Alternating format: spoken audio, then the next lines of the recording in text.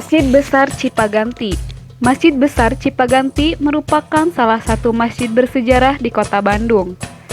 Sebuah masjid yang juga menjadi saksi sejarah di mana dahulu tempat ini pernah digunakan oleh Presiden Soekarno sebagai tempat pembicaraan penting ketika beliau sedang berada di Bandung. Selain itu, Masjid Besar Cipaganti pernah dijadikan markas Tentara Pembela Tanah Air atau PETA.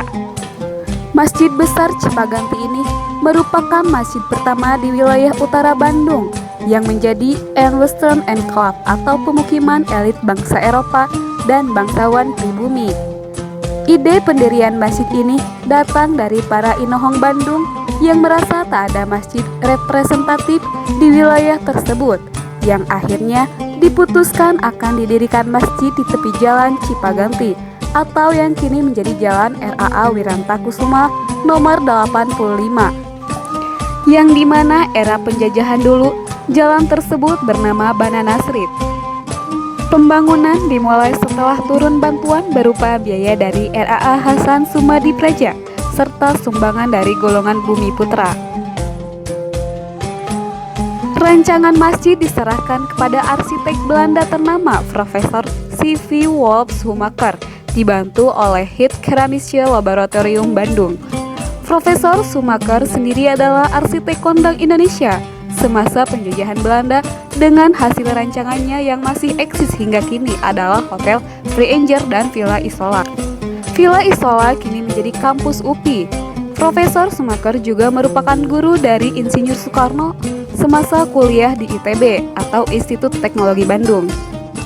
Sebagaimana dalam prasasti berbahasa Sunda yang terpasang di tembok Masjid Besar Cipaganti, disebutkan bahwa Masjid Besar Cipaganti pada tanggal 7 Februari 1933 atau bertepatan dengan 11 Syawal 1351 Hijriah menjadi awal pendirian masjid ini dengan dilakukannya peletakan batu pertama yang dilakukan oleh Asta Kanjeng Bupati Bandung, Raden Tumenggung Hasan Sumadi Praja, didampingi oleh Patih Bandung, Raden L.C. Wirajadinata, dan Hof Penghulu Bandung, Raden Haji Abdul Qodir.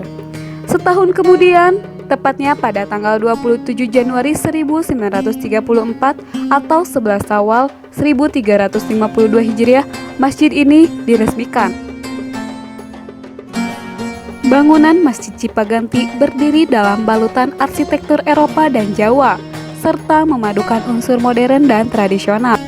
Atap sirap berbentuk tajuk tumpang dua, 4 saka guru di dalam masjid yang berhiaskan ornamen bunga bersulur dan ukiran kaligrafi berlafaz hamdalah merupakan bukti adanya unsur seni tradisional Jawa bernuansa Islami. Sementara unsur Eropa terlihat dari konstruksi bangunan yang memakai kuda-kuda segitiga penyangga atap. Namun, penanda unsur Eropa yang lebih khas lagi adalah pada lokasi masjid yang terletak di area tusuk sate, yakni antara Jalan Cipaganti dan Jalan Sastra. Bingkai pepohonan yang berderet di Jalan Sastra menjadi pemandangan indah khas Eropa yang biasanya tak ditemui dalam rancangan masjid di Jawa. Selain keunikan dari bentuk bangunan masjid yang menggabungkan gaya Jawa dan Eropa, salah satu keunikan masjid ini tentang sejarahnya pada zaman penjajahan Belanda. Tidak sembarangan orang bisa menjadi imam Masjid Cipaganti. Untuk menjadi imam harus melalui serangkaian tes dari pemerintahan kolonial. Tujuannya tentu saja untuk menghindari aksi yang merugikan pemerintahan kolonial itu sendiri. Namun apabila seseorang sudah terpilih menjadi imam besar Masjid Cipaganti, maka imam tersebut akan mendapat tunjangan hidup atau gaji dari pembuatan masjid ini pun tak tanggung-tanggung. Pembuatan ornamen keramik dilakukan oleh Keramik Laboratorium Bandung, sedangkan pembuatan ornamen kayu dilakukan oleh murid-murid pribumi dari Sekolah Teknik Haminte. Bangunan yang tampak saat ini adalah hasil renovasi dan pengembangan pada masa pemerintahan Wali Kota Ateng Wahyudi yang dilaksanakan pada tanggal 20.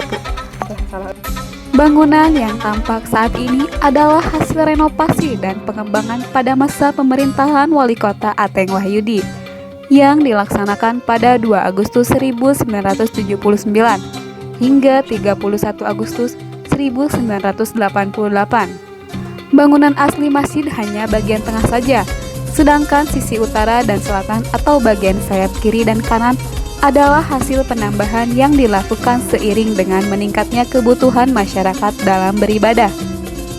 Sejak awal pendiriannya, Masjid Cipaganti telah menjadi cikal bakal penyebaran dan pusat studi Islam di kawasan Bandung Utara. Dahulu, mahasiswa ITB merupakan jemaah yang sering bertandang ke masjid ini karena lokasinya paling dekat dengan ITB. Seperti halnya Balai Nyungcung atau Masjid Agung, hingga saat ini Masjid Cipaganti juga berfungsi sebagai balai nikah, khususnya bagi warga muslim dari Keresidenan Bojonegara dan sekitarnya.